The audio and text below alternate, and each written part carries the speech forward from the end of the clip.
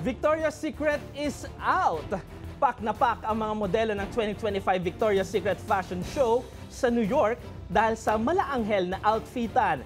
Bumida rin ang K-pop group na Twice bilang performer sa naturang show. At maging ang aktres na si Ann Curtis, hindi rin nagpakabog sa iconic event. Ang nag-stand out sa balitang A to Z Showbiz ni Rod Garabon.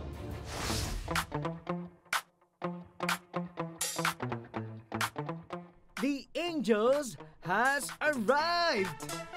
Muling nagpabonggahan sa pagrampa ang mga modelo para sa 2025 Victoria's Secret Fashion Show na ginanap sa New York City Miyerkules, October 15. Islay the runway ang models na tila mga anghel dahil sa mga pakpak na nakadisenyo sa kanilang outfit na lalong nagpalutang sa ganda at kaseksihan ng mga rumarampa.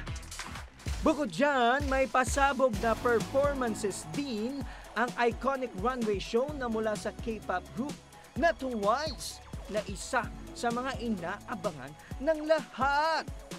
Very girly nga ang atake ng grupo na bumagay sa tema ng show. Inawit nila ang hit song na This Is For at Strategy. Habang ilan pa sa mga nag-perform ay ang Madison Beer, Missy Elliott, and Karol G.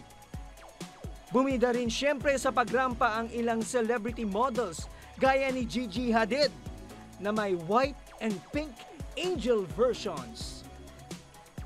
Habang kina Vogue naman ni Jasmine Tookes ang lahat matapos i-flex ang kanyang baby bump.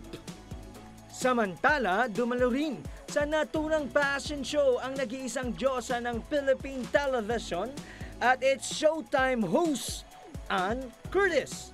Sa Instagram, stunning si Ann sa kanyang black see-through dress. Oh ha? Ang ganda! Para sa balitang A to Z Showbiz, Rod Garabon.